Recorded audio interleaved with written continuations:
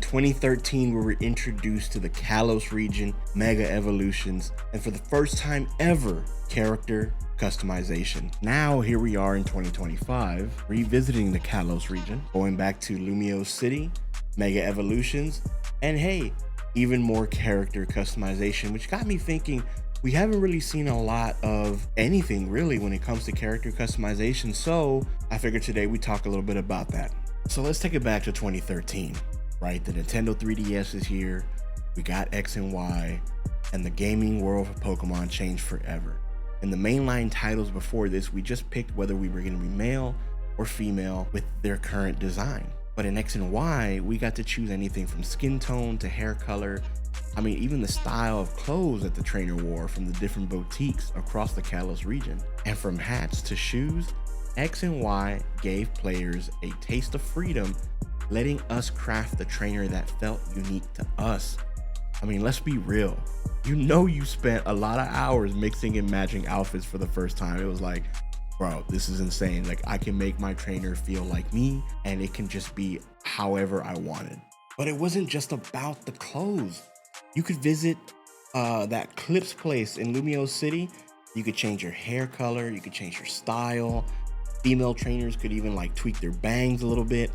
I mean, if you wanted to rock, you know, blue contact lenses and add on different things for like that PR video, you could do it. And even though the customization was such a game changer, a lot of fans were taken back by the fact that, hey, you know, the 3DS hardware is kind of limiting. Not a lot that we can do. We couldn't push it to the limit. But honestly, it set the bar pretty high. It kind of gave us an expectation of what to see in the future. And a lot of people still feel like the outfit variety that we got in X and Y still holds to date. And I remember that I hadn't played a Pokemon game in so long. I hadn't played any video games in so long at all. There was a span in my life where it just kind of became non-existent for me. And I remember going to my closest Best Buy and getting a credit card. I had credit. And I got myself a Nintendo 3DS and a copy of Pokemon X. Man, it was surreal. It was like, man, I've missed out on so much. But what I hadn't realized was this was just the beginning. This was just the beginning of a reignition in the adventure of Pokemon for me. Crazy.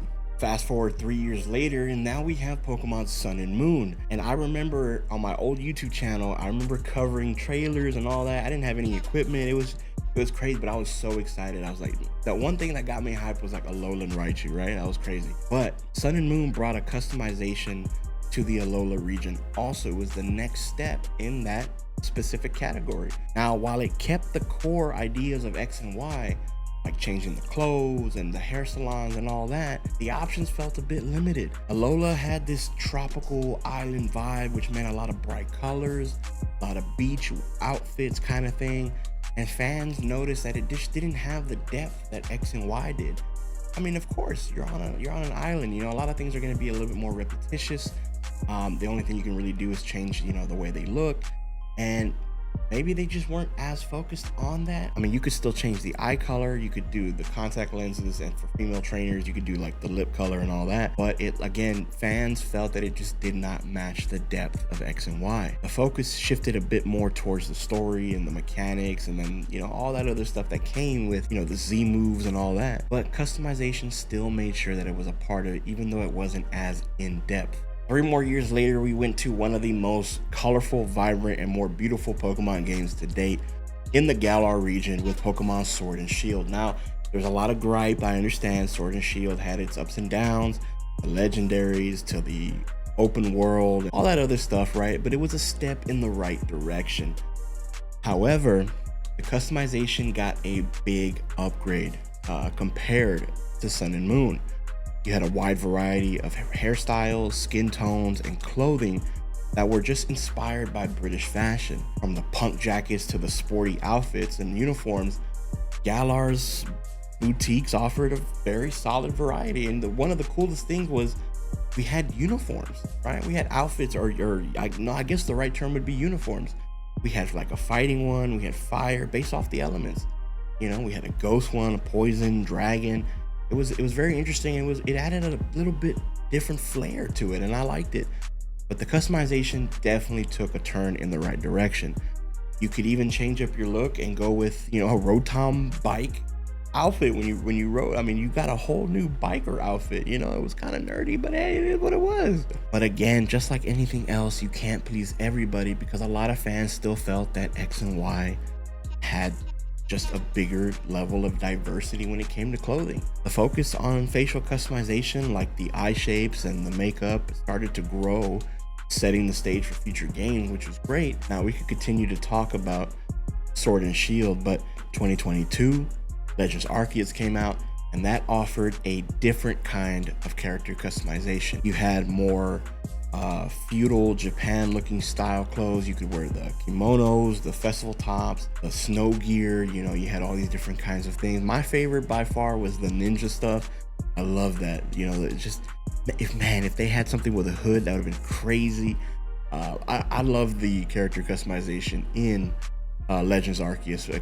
Unlocking a lot of the stuff was a little bit tedious, but I mean, hey, that goes with it. But the cool thing was that no matter what you picked, you always had something that kind of fit the lore, you know, and that kind of fit into the territory that you were going, whether you were trying to fit an explorer vibe or a stealthy ninja, or, you know, just straight up just like one of the locals. You know what I'm saying? Like it was good. Legends Arceus had some good customization.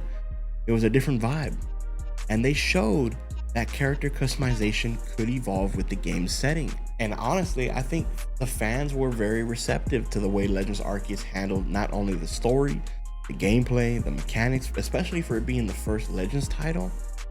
It was very well received, and I think even the character customization got a lot of love. It kind of was a little bit of a downer that a lot of the cool stuff got unlocked later in the game, but that's just the way gaming is nowadays, right? But then we move on to Scarlet and Violet. Now, Scarlet and Violet, while may it seem like a step forward in the Pokemon gaming world, right? Open world, all this stuff, it kind of took a hit in the customization department. We got school outfits. We couldn't be drippy, bro. We couldn't be like, yo, we couldn't do none of that. We had to be in school outfits, which I hated, and I know I'm not the only one. And even when we did get the customization, really wasn't the best options. The clothing was such a letdown.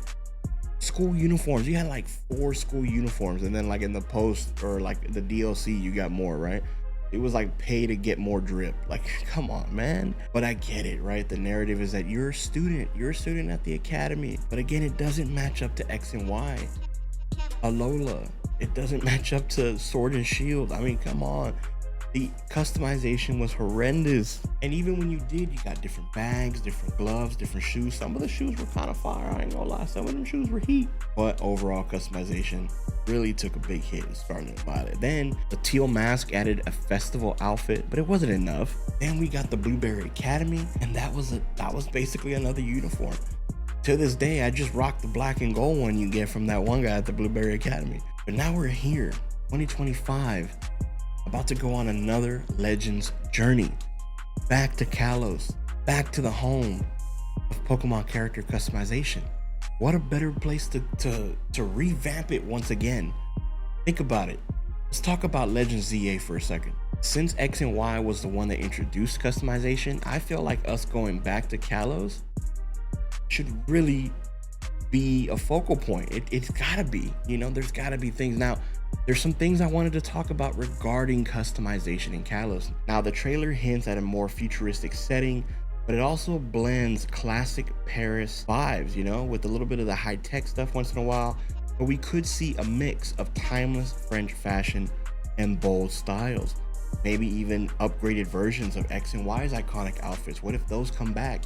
Maybe the main character ones. This is all tying into what I'm about to talk about. One exciting possibility is, since we have the return of Mega Evolution, that means Mega Stones are back. That means, what if we just don't, I don't know, this has been talked about before, but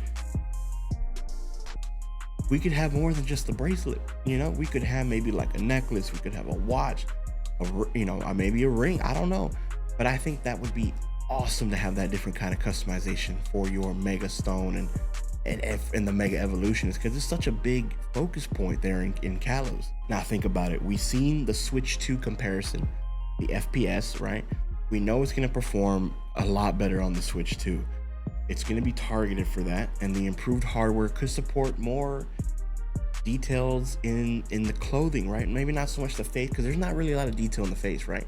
But maybe in the clothing that they wear, the hairstyles and all that.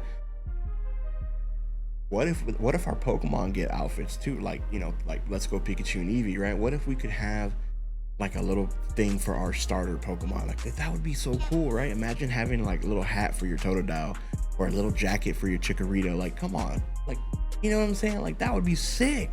I'm pretty sure we're gonna have our standard t-shirts, dresses, jackets, hats, sunglasses, backpacks, pants, shoes, socks. But what if we added something else? Outfits. Now I know outfits have been in previous titles, but I'm talking about outfits of previous protagonists. Think about it. Wouldn't that be kind of interesting? Like, I mean, that could be like maybe something post, you know, story. I don't know. I think this would be something that would be really cool for the fans, right? Let's think about this for a second. Now, there has been a handful of games that actually use previous character outfits, and the first one that comes to mind is Assassin's Creed, right? They've ran back the costumes of Altair and Ezio and Connor, and it works. It just works, you know, because it's one of those things that's like, yo, that's cool. It's a callback. We've seen video games take inspiration of other main characters from other video games, so why not? Why would this not be a possibility if I go to, you know, maybe like a specialty store, or you got to do some side missions and you unlock Red's outfit, and you can walk around with Red's outfit, or maybe just his hat, and then you walk around with Ethan's shirt, right? Or Brendan's outfit, you know, or it's like one of those things where all these things are possibilities, and I think that would be something Pokemon could really use and do that would make the fans super excited. Now, again, it's just wishful thinking, but let me know what you guys think. How would you feel if you had access to the previous protagonist outfit? Would you rock around, you know, with Red's outfit, or with Ethan's, or Brendan's, right? Or even Pokemon X&Y, or Black and White, you know, those outfits. Let me know what you guys think. You think that would be like a dope idea, or like, how do you feel about that? Or what is something that you want to see customization wise in Legends Z-A? Let me know in the comment section down below, man. I can't wait to have this conversation with you guys. Or chop it up with me in the Discord. You know what I'm saying? Post your ideas in the Discord, links in the description down below. That's pretty much it for this video. I know it was a lot of rambling, but I just kind of wanted to talk a little bit and chit chat with you guys. You know what I'm saying? Make sure to hit that like button, subscribe, and I'll see you guys in the next video. Peace.